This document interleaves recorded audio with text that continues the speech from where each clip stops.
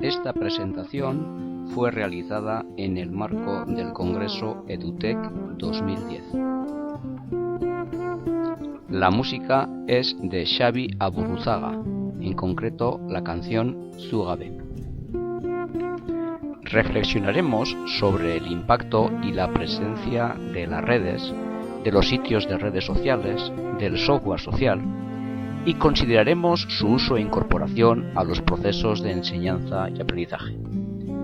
Unimos algo que tuvimos que aprender de memoria de pequeños, como son las preposiciones, con lo que nos toca aprender, desaprender y reaprender en estos tiempos de C, de comunicar, de cooperar, de compartir. Las reflexiones y proposiciones surgen desde un triple punto de vista, puesto que somos tanto personas usuarias como formadoras y también somos padres y madres. ¿Qué actitud tomar ante las redes sociales? Hay que tener en cuenta que un 83% de los jóvenes entre los 14 y 22 años hoy en día utiliza las redes sociales como medio de sociabilización. Como profesorado debemos ser conocedores de las posibilidades educativas que éstas nos ofrecen y también utilizar metodologías que puedan integrar las redes en los procesos de enseñanza y aprendizaje. Como padres y madres es importante tener en cuenta la idea que las redes son básicamente herramientas de relación y es mejor respetar la libertad personal de nuestros hijos, aunque sí que es necesario también que participemos y conozcamos el poder que tienen las redes, tanto los posibles riesgos así como sus posibilidades. ¿Es posible plantearse tener todo bajo control? Cierto es que las redes, las plataformas, el software social en general, por un lado fomentan el intercambio y la colaboración, pero también despiertan inquietudes, y no solo entre padres y madres, sino entre las instituciones educativas que de algún modo pierden el control. Así, también cabe plantear si el uso de estas redes sociales debe ser desde la institución o desde fuera de ella, incluso una posible disyuntiva entre lo que suponen las plataformas y los entornos personales de aprendizaje. Siempre aprender con redes sociales. Numerosos estudios avalan la idea que el aprendizaje a través de los medios digitales es más directo y ofrece mayor autonomía al alumnado. El proceso metacognitivo mediante las redes sociales nos permite ser más conscientes de los recursos y estrategias que le van a facilitar al alumnado el proceso de aprender, entendiendo siempre aprender no como una mera adquisición de conocimientos, sino como un mecanismo para establecer conexiones a partir de este y parámetros también para su diseminación y colaboración. La idea es que no solo nos relacionamos mediante las redes, sino que también aprendemos con ellas. El profesorado, ¿qué puede hacer? Pues puede compartir contenidos, publicar información, establecer junto con su alumnado sinergias de colaboración, etcétera, etcétera. No vamos a negar que también existen posturas contrarias, posturas contra estas redes, estos lugares, y cierto desasosiego, en ocasiones debido a la falta de información o a la falta de formación.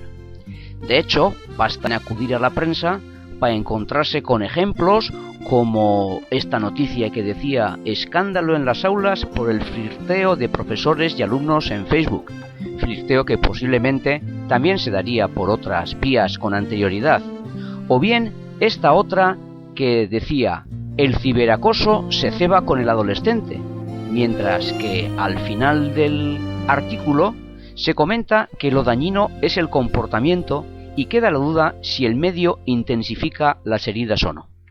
Y en estas posturas contra, también advertir de un punto que recoge Lucía Merino en su tesis y se refiere a cierta posible insatisfacción respecto a las prácticas escolares porque los alumnos están dispuestos a utilizar las tecnologías más de lo que las escuelas están dispuestas a permitir.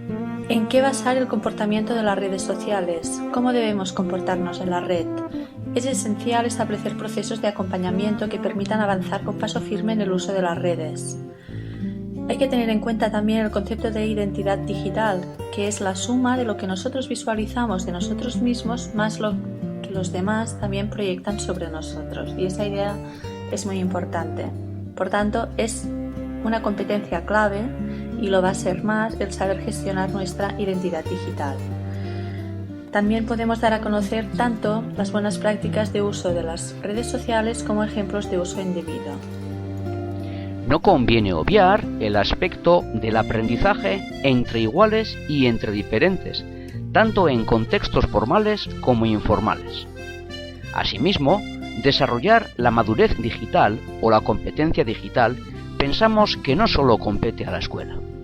Valorar la existencia del aprendizaje entre hijos y padres-madres, confirmado por distintos estudios. ¿Hacia dónde vamos? Pues es imposible realizar predicciones. Cabe tener en cuenta que el año 2007 todavía no se hablaba mucho del uso de las redes sociales por parte de los jóvenes. Jenny Roca hace poco en una conferencia decía, hablando de las redes que han venido para quedarse. Por tanto, ¿qué podemos augurar? Pues un paso de los entornos virtuales de enseñanza y aprendizaje a los PLEs, los entornos personalizados de aprendizaje, donde las redes sociales sí jugarían un rol muy importante, el impacto de las tecnologías emergentes, mobile learning, etc. Y también pues la emergencia y la aparición de una web que cada vez va a ser más participativa. ¿Para qué usar las redes, los sitios de redes sociales, el software social? Según los estudios, es preponderante en los y las jóvenes el aspecto lúdico, el ocio. Con lo cual, nos preguntamos si son conscientes de otros usos y potencialidades. Por otro lado, el uso continuado no equivale a estar alfabetizado digitalmente. Según diferentes normativas legales, existen también diferentes leyes de protección de datos y más específicamente relacionadas con el uso de las redes sociales.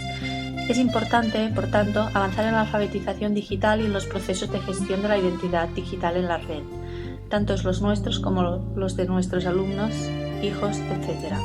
Algunas iniciativas, pues destacar las pantallas amigas, las iniciativas de la Agencia Vasca de Protección de Datos, la Agencia Catalana, etcétera, etcétera, que intentan acercarse a los jóvenes mediante campañas preventivas e informativas.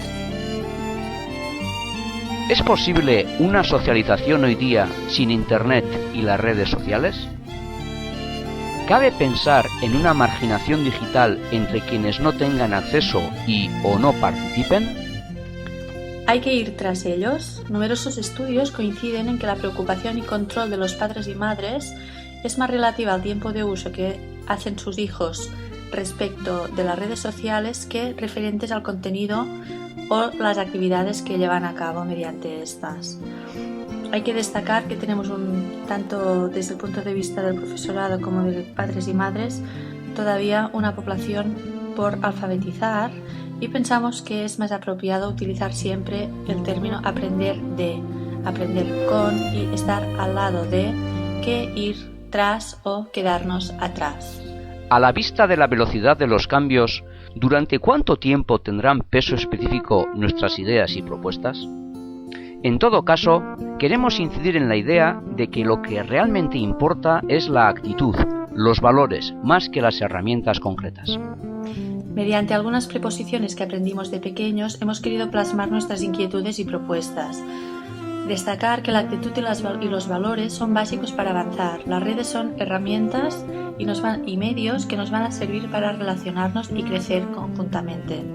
Esta comunicación, decir que la hemos elaborado a cuatro manos de manera colaborativa mediante el uso de diferentes herramientas tecnológicas y sobre todo compartiendo con y aprendiendo de. Estas son las fotografías utilizadas con licencia Creative Commons o permiso expreso de uso. Asimismo, queremos agradecer a Xavi Aburruzaga que nos haya permitido utilizar su tema Zugabe. Y aunque usemos habitualmente redes, trabajemos e incluso disfrutamos utilizándolas, pues sigue teniendo peso específico el contacto cara a cara, como este pincho que pudimos degustar cerca de donde se celebró el congreso.